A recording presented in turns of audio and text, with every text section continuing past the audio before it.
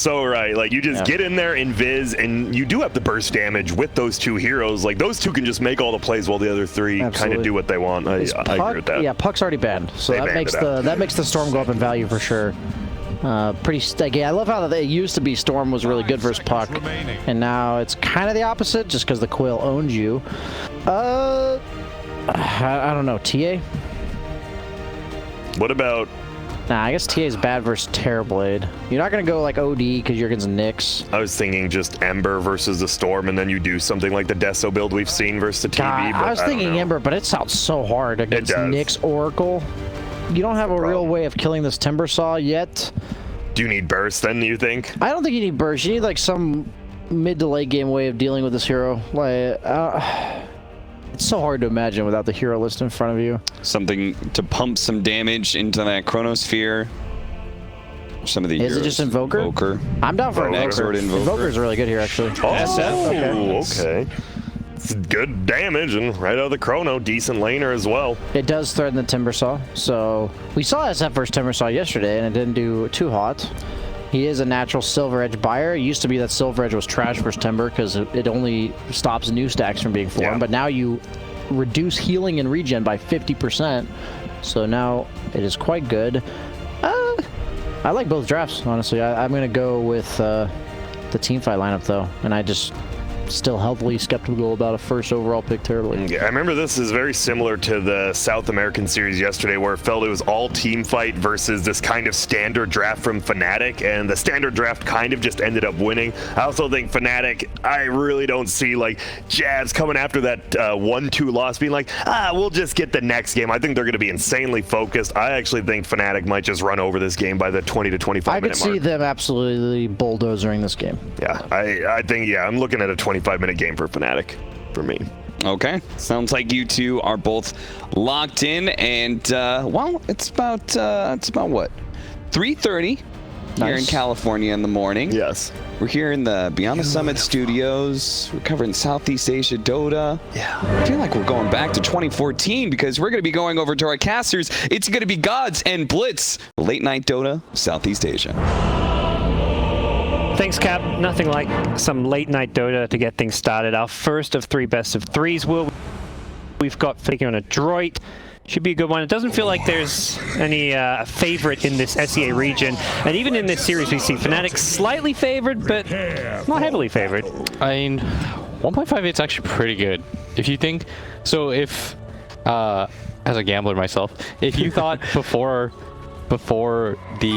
everything had played out or whatever, and you thought like Fnatic was more than like a 2-1 favorite, you take that pretty easily. And do I think Fnatic is a 2-1 favorite? I don't know. They haven't been. Fnatic is the most up and down team I think I've ever seen. Like their peak is like, ooh, but their low is like, oh yikes. Yeah, every now and then you see them at LAN events where they are taking games off, Team Secret. We saw them take games off Nigma at Dream League. So definitely a team that can beat anyone, but also, as we saw at the start of this group stage, lose to anyone. They lost the best of 3 against Boom ID, who, not to say is a weak team or anything. SEA is very competitive, but you'd expect Fnatic to beat them. Oh, for sure. Like, for example, on Liquid, we regard them quite highly, but it doesn't matter if you regard somebody highly if the results are not backing things up. That's kind of how Dota works, right? Like your team can on paper look really good, all the things seem to be going right, and 1 or 2 matchups later, like you lose 2 games and you're out. Yep. Well, we'll see how Fnatic do. They need to start putting together some wins here as the bottom team of the 4-team groups is eliminated. All about making sure you get to the playoffs. If you get first, you do find yourselves instantly in the grand finals, but it's going to be Fnatic playing over on the Radiant side to start things off. A Moonstorm Spirit. Will, gotta ask, is this a good Storm game? Is this a good Storm game? Okay, so Storm usually hates 2 things. He hates death balls. So if you 5-man, nowadays he lacks damage because you don't go Orchid anymore. A lot of the items in Dota are just good versus Orchid now.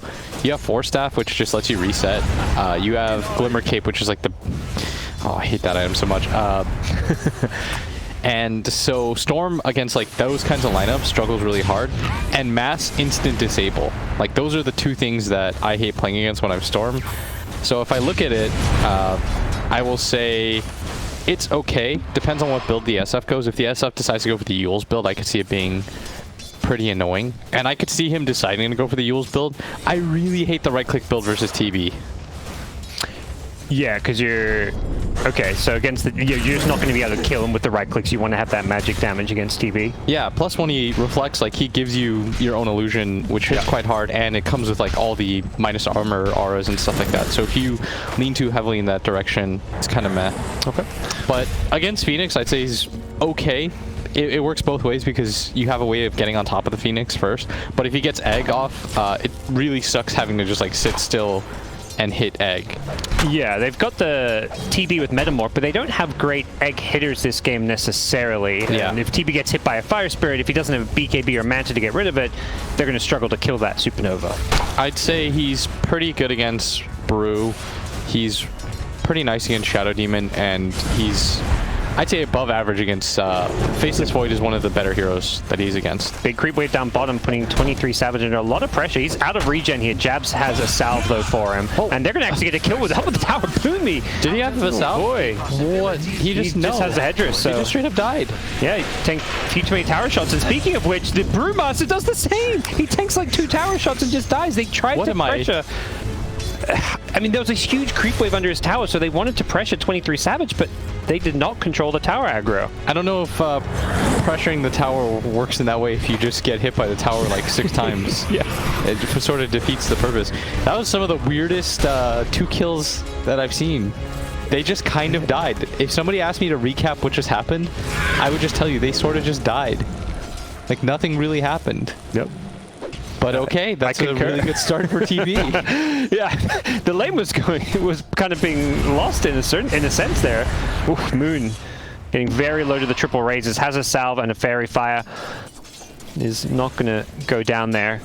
Mac is bullying him a lot with the harass, but Moon is getting his CS, and we're seeing Mac have to ferry out a lot of mana regen to keep this pressure up. He's already got another couple of mangoes on the courier, so there is a price to all this raise spam that he's using. There's 0 chance he's like even close to net worth right now. Like this is the one thing about when you play Shadow Fiend versus Storm. The tendency, of course, is like you want to continue to just like keep pressuring, laying out raises as often as you can, but you're spending so much gold on items that you just will never see. You'll never see like any usage out of. So like instead of having any sort of stats, he just has even more mangoes, and then he's going to use all of those mangoes, and suddenly his net worth's going to collapse even further. Like net worth wise, he's behind the Brewmaster who just died. Yeah, he's bottom 4 net worth on SF. Yeah, it's really deceptive. Everyone always looks at the CS. But for the mid matchup, what you want to focus on more is the net worth.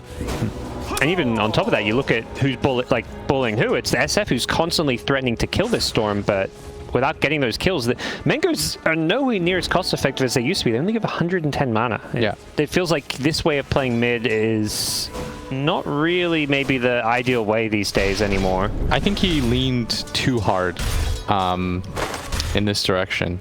Like I can see the first 3 mangoes that you use. That makes sense for me. And then after that, you're just like, there have been plenty of lane matchups. I started noticing it more recently when I feel like I was losing a Storm versus SF. Yep. I'd be like, damn, he's like hitting neutral creeps and stuff, and he's like a full level ahead of me. And then I watched I look at the chart after the game, you know, for individual player net worth, and I'd be up like 2K. I was like, what's going on? Well, now Storm's hit level 5 with an Arcane Rune. If he gets lucky on the uphill.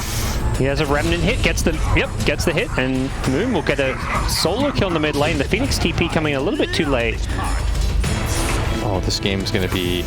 This is not supposed to be a losing lane, by the way, for Shadow Fiend. All the stuff that I said is like true, but you should still have a level advantage at the very least. Yeah. And then you can jungle and stat up to like 1.2k with the wand, and you can't die as Shadow Fiend. It's really hard, and Storm wants the pressure in lane. Not the ideal start. DJ rotating on this mid lane with the Storm hitting level 6 now. They're looking to kill Mac instantly as he comes back. They just jump on in, hit the Impale here. Moon, he's committing to this one, knowing that Mac, if he dies, he does not have a TP to come back to lane. Mac, though, he kills the Nyx Assassin, and Moon, he may have overcommitted. One more right click, is it going to be enough? The bottle charge is healing up Mac, he stays alive. One more right click, it's just enough, but Moon may pay for this with his life. Has a Fairy Fire and a Stick Charge. Boomy. No spells for a good 6 seconds here. It looks like Moon is going to get himself back to safety. Considers a neutral deny, it looks like. But I've in a few seconds, and he's just laying him out. Funny enough, hits the Nyx. gets a little cheeky carapace done on Moon. With the bottle refill from DJ's TP, is able to stay in this lane. There's a regen top, I'd leave the game. Oh, Invis Rune. Oh, luckily there was a disruption. Moon unable to remorph. Both supports here to back up 23 Savage. I'd say if you can't beat Fnatic in the lane, most of the time you're going to lose. They rely really heavily on having at least 2 out of 3 lanes go very well. I was talking to Grant, I think, about it. I personally think that Fnatic drafts kind of greedy for their 3 cores. Like, Ice always plays an independent hero. He doesn't rotate to you, you rotate to him. And so if he has a bad laning phase, there's not a whole lot of recovery from him. But if he has a good laning phase like this, like, he doesn't care. He's just going to snowball a game. Yeah, he's definitely very rarely plays that kind of sacrificial style off lane. Always wants to have a good game, and well, all 3 lanes going pretty damn well right now as bottom tier 1 tower goes down. Ice has gotten more than enough out of top. He's level 6, isn't farming as well as the Void, but is able to play in this lane pretty much by himself right now. Yeah, and the expectation isn't for him to farm as well as the Void, right? Seth getting jumped. Moon unable to get the kill with the disruption save, and he might die here. Yep. There are 1 charges, he's going to pop them, but I don't see him getting out of this one. He goes down to the Sunray. So a nice counter kill going the way of Adroit. They needed that. Oh boy, did they. And you're sacrificing your bottom lane as a result of this, though. Like, I don't think Moon cares too much about that death, if I'm honest. Like, he forced 3 heroes over. When you make that move and you don't get the kill on Storm, it feels like you died anyways, because you're out of mana and you have to go back to base and then TP out. So, no net change. Yep. I mean, I guess for Adroit, are they looking at trying to force some team fights with their ultis, like Brewmaster level 6, Void level 6 Chrono? Like, they have a pretty potent team fight. Yeah, the problem is I don't know where to gank. So what should happen now is somebody should take over bottom lane. The Oracle can sit behind mid, and TB just farms his own jungle until Timber takes top. You would have to smoke to make something happen, but smoking at this point in the game feels kind of awkward because your initiation feels kind of mediocre. And can they burst them? Yep. So as a result, you get Moon just being able to go wherever he feels like. You would have to smoke to the Brewmaster, but you don't have a hero that plays very fast. Oh, okay, that was kind of bad death. And that comes in to punish Ice overcommitting there. Didn't quite land the Chakram as he was hoping for in the Phoenix, who didn't have dive, but in the end it is, like you say, a bit of a bad, unnecessary death for sure for Ice. Yeah, that one was... He's doing Ice things. Playing in your face, Orb of Venom on the Timbersaw. He's looking to play as aggressive as possible. How would you say his Timbersaw compares to Boxy's? As the Liquid coach, are you... I'm just saying, Boxy had his Timber banned in every single game for the past 2 LAN events. And the one time we got it, we won in like 15 minutes. Okay. So nobody gives us Timber. There's a lot of respect on Boxy's Timber. But Ice is a legend, man. I don't even... Ice for me is the Timber. Just... That's how I look at it. It's going to take Boxy a while to become like the signature Timbersaw player, even just as a newer player. Like for any new player, it's impossible to like become like the signature any hero. Oh, nice chrono. Yeah, catches that too. You don't want to get this though. The damage without the SF, they just really struggle to kill these heroes. It's just a support Oracle, and Storm just walks away.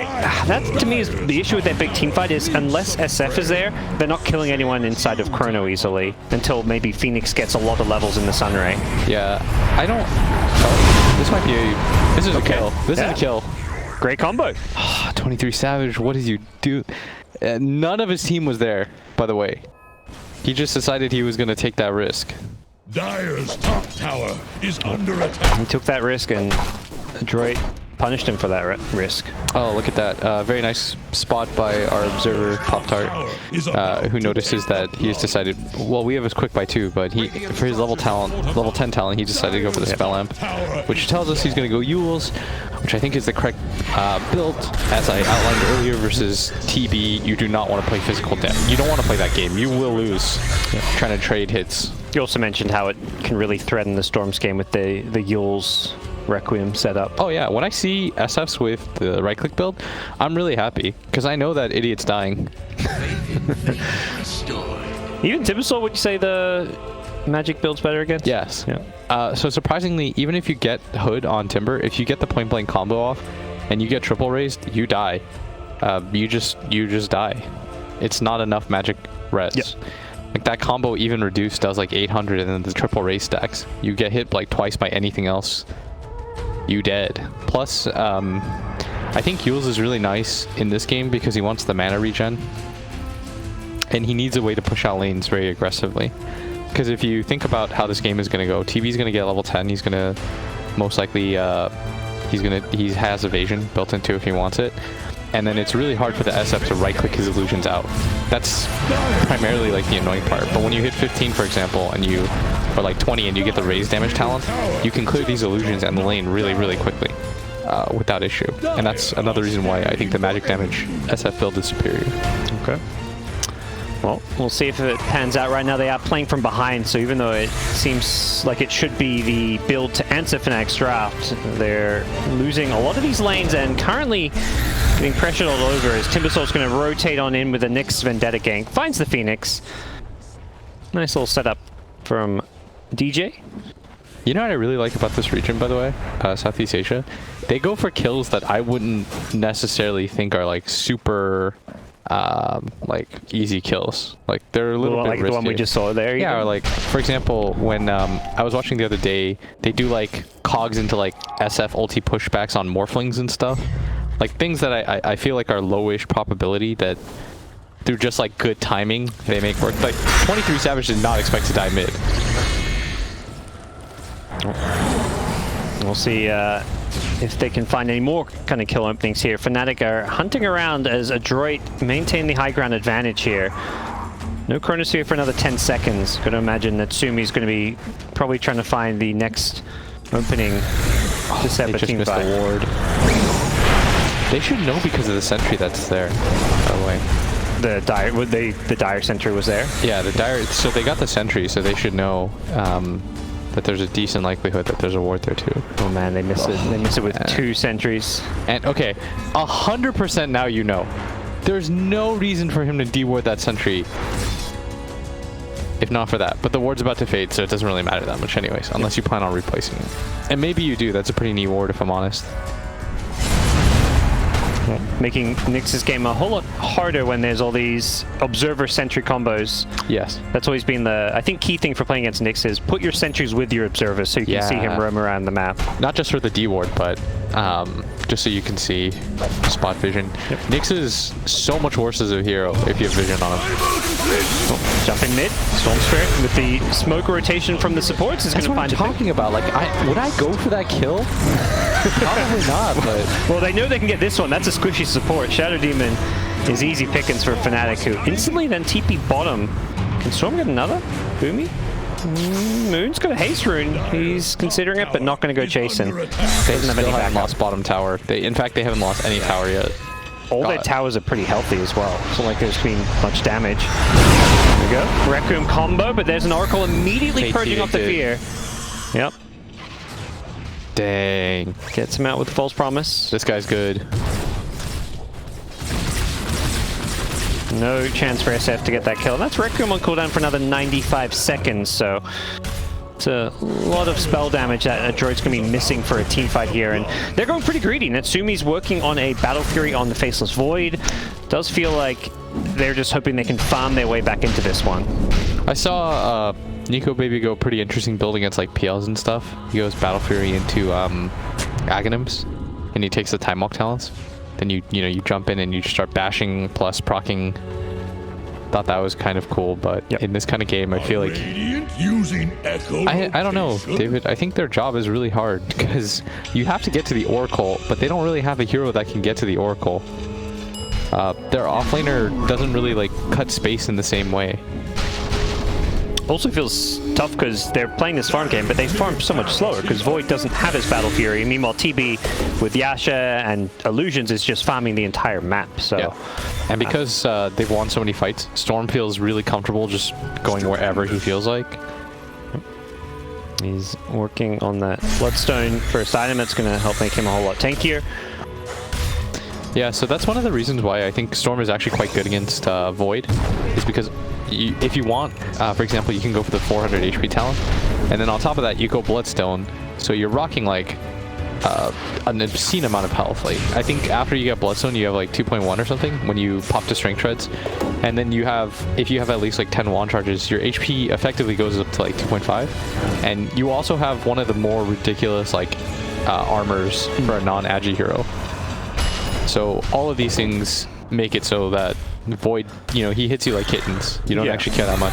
And you look at this Adroit draft, they actually don't really have stuns. They have a Chronosphere in a team fight, but their supports have no stuns. I mean, Brewmaster's not your typical initiating offlaner with a stun. He's got good team fight, but he's very limited on control. Yeah, they have no real way to deal with this Storm, which is why it was a good last pick for Fnatic. The only risky part is if the laning phase went bad for Fnatic, Adroit could just 5-man up. Yeah. Or I told you, like, good Storm game is if they don't have the ability to just 5-man or instant disable. And currently, both of those conditions are true for Storm. Well, Fnatic with full control over both mid and top lane are keeping these lanes shoved out while pressuring the tier 2 towers now. A Meteor Hammer on Nyx Assassin, but here comes Adroit. I think they've had enough. They know exactly where Fnatic's playing on the map. They've smoked up. They're looking for that fight. Battle Fury completed on Void. He's looking to use it to fight though. As Phoenix goes diving in, they found Jabs. If it's just an Oracle kill, that's not really going to be worth it. But Isosice is in the middle of the fray here, trying to build up those reactive armor charges. As both teams will disengage for now with Oracle going down. They want more. Yeah, you can't just get an Oracle. Oh, this would be huge. Yeah, they've got the Cyclone. I don't know if 23 Savage is a good way out. They're going to drop the Chronosphere just to try and kill him off. There's no way he gets a Sunder off. And Stormwood falling on the backlines, but they can't do anything about it. The Nyx Assassin gets a nice impale into Meteor Hammer combo with the Supernova there. They've got a great defensive option here. The Fear being used on the Storm to stop him zipping away. And they take out the DJ Nyx as well. 4 for nothing.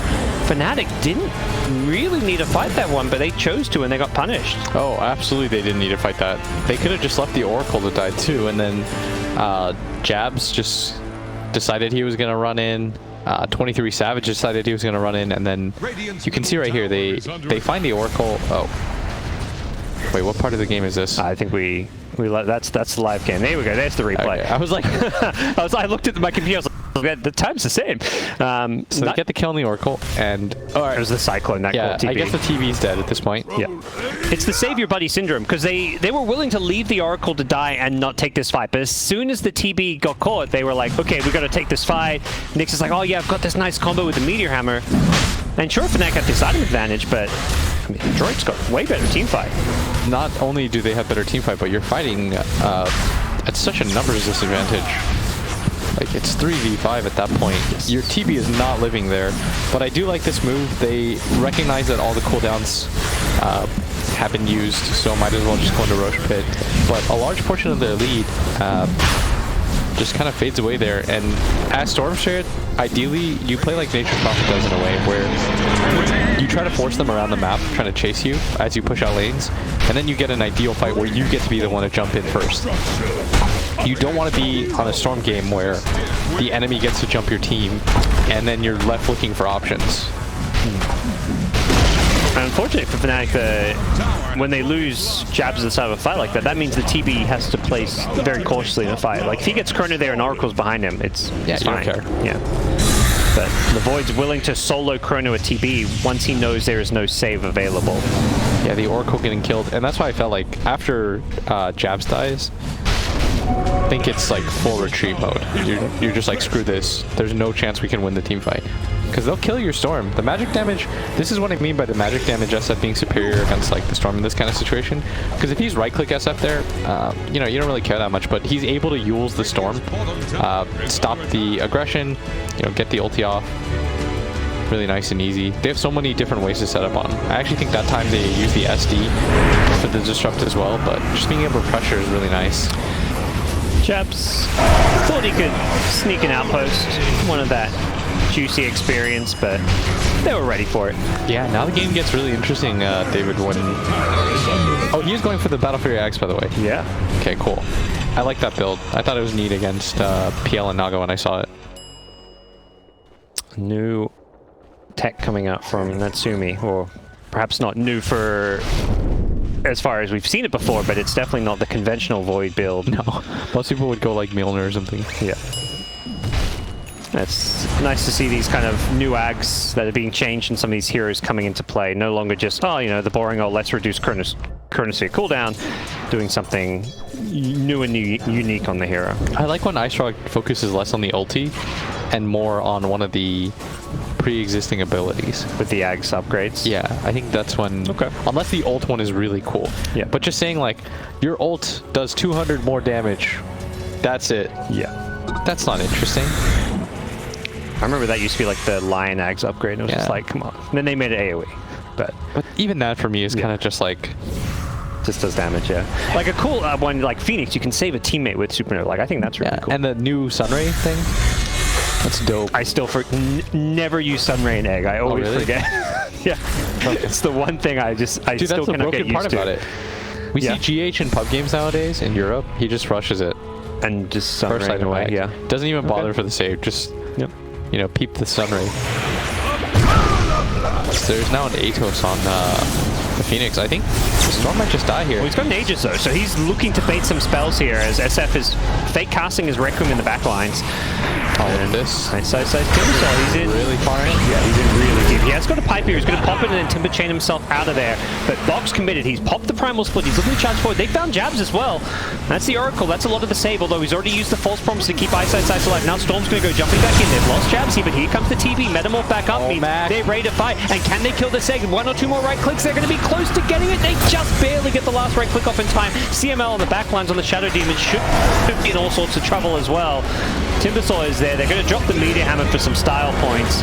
And Brewmaster coming out of the Primal Split gets picked off immediately. If they decided to take this fight, where was Natsumi during all of this? He had Chronosphere. I guess he was, alright. He was so close to his farming his ags. If that was the case, don't take that fight.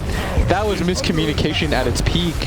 You can see even in the replay, he's nowhere really all that close to the rest of the team, but they decided to take this like... He's just farming top, and there's a tower he can TP too. Oh my lord. This is a disaster. Yep. This is so bad. And the fight just goes so horribly wrong because of how far they chase and overcommit for it.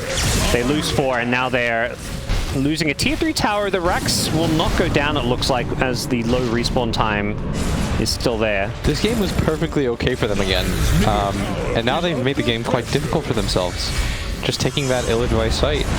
And I see this a lot, by the way, in Dota lately. I don't know if it's just limited to Southeast Asia. I see it a lot in SCA, but this like save the guy syndrome, like, you know, save your buddy. It just felt like there was some aggression. It was a good team fight, to be fair. I think even with the Aegis, if Void is there, it's a very good fight. You'll pop the first Aegis really fast, and then you have Atos and Chrono to kill the second one. Yep.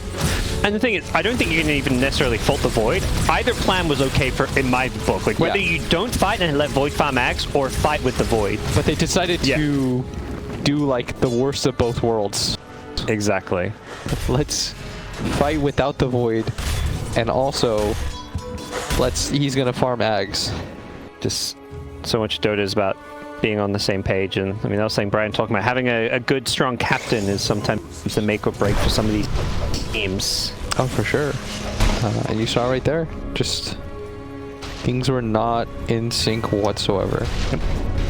And soon, BKB on Storm to go with the BKB on the Terrorblade. He's going for a Heart of Tarrasque on TB. It's a very tanky build we're seeing. Oh boy, 23 Savage. That's the you cannot kill me in Chrono build. Yeah, he's just trying to discourage the Void from jumping on him. And there's the hidden effect of making your illusions really tanky too versus the jump in. Because I think the hit flies no matter what. Even if you have like butterfly or stuff on the time walk. Wait, let me... Is Brian here? Brian knows all these weird mechanics. Well, he may not have played much of the new Void with Ags now that he's an offlane player. That's true. But Brian still knows like all the really, really obscure / odd ones. I was hoping he would know this one. Are you a mechanics fiend? No. Oh, you don't do the playtesting? I think used demo client once or twice in my life. Oh, really? To be totally honest, Will. Ah, that's fine. I just wing it when I'm playing Dota. I was the same until I started working with Liquid again. And there's a castle you swing. You just say confidently how a mechanic works, and if you're wrong, like Don't worry, tons of people will tell you you're wrong. Yeah. And that's, you know, you live with that. Yep. Yeah, whatever. I've been wrong about worse stuff. Dota's a complicated game, I don't blame you. Oh yeah. A lot of complicated mechanics. Ice is... My guy, what is he doing? Going in very deeply. The Vanish is going to set for Reku, and Ice being pushed back by the fear is still going to stay alive. Yeah. The Cronus who's being used, they really want him. Jabs has a full promise, he's fine. Jabs is just sitting behind him, he's baiting them out, and he's not going to die. They throw everything on a Timbersaw, but he's just too goddamn tanky. Ice now healed up to full. They're going to drop the Supernova. I think they can just focus that one down. The Storm's going to zip in, trying to do so. The BKB Terrorblade, can he find a Sunder target? He doesn't need one. He's being healed back up. He does end up sundering Natsumi, and Faceless Void doesn't have a time warp for a few more seconds. He barely gets stopped in time. Oh, the double stun onto the SF and the Brew is going to spell the end of Adroit, it feels like. GG is called by the GG branch. Doesn't look like they're going to all chat it though. I mean, they're still at tier 2. Let's, okay. Yeah, you're right. Ice is just dropping GG trees, trying to tell them, like... Yep. Come on, let's have a little GG tree battle. Oh, yep. Look at that. Ice with the branch into Timber Chain combo. He's styling. He's feeling himself. When you don't die at that point, I think you feel yourself. Yeah. He's dropping GGs all over the place. This is the online Dota. We know, we love it. You get a bit of trash talk in there, a bit more, you know, flair and personality for some of the players when they're sitting at home a bit more comfortable. The thing is like, it's all in good fun, but if I'm Adroit, I'm secretly like, screw this guy. Like, you're what's coming his back problem? into Yeah, like, twice hard. I'm mad. Dude, you can't let somebody disrespect in front of your tier 4s. He's doing it now. He's just taking tier 4s. In front of your tier 4s. Yeah. And after that last team fight, Ice deserves to have some swagger. They're all in on him. They're trying to 4-man kill him here. It's not really working though. They needed a Spirit Vessel so badly. The Phoenix rushed the Atos this game, which made Ice's game pretty good because he didn't have to go any kind of Lotus Orb. He does have the Greaves or a Purge, but... You still want it though. Yeah. It's really nice. Vortex gonna pull in Bok, who doesn't have Primal Split for another 8 seconds here. They've got the Sun on Natsumi, who's got to be careful. Ice still just charging forward. It does feel like the end for Adroit, but they're holding on, looking for one last hurrah. They've lost the melee racks in mid and the racks down bottom. And without ultimates, it's so hard for them to take this fight. Tail. Yeah, and Grant did say he felt like it was going to be a pretty quick, they run down together at some point and win. And that's kind of what it's looking right now. A little bit later than he predicted, but same idea. The Supernova is going to pop and stun a few heroes. Bill's used very defensively as Fnatic just going to look to disengage a little bit here. Metamorph is just about to come back up, and I believe they're going to look to take this fight as a result. 23 Savage does not have Sunder though. He's in some trouble. The Chronosphere, it catches up. Jabs behind him, gets all 3 in. Oh, Natsumi's been cyclone. DJ with the Yule's combo. Meteor Hammer is going to be... Oh, no, he time walks, but he still gets hit by it. Storm goes down in the end. The 23 Savage is looking to hold his ground with the Metamorph. Now they'll call it. That was the last hurrah. That was probably the... If we kill TB here, maybe there's like a 1% chance we can come back into this game. Yep. But well done by Fnatic. And for me anyways, it all comes down to that disastrous fight at bottom. They were in a perfectly okay position. They were only down like 2k gold. And they had the ways and the means of winning and taking team fights. And then they just decided to take this like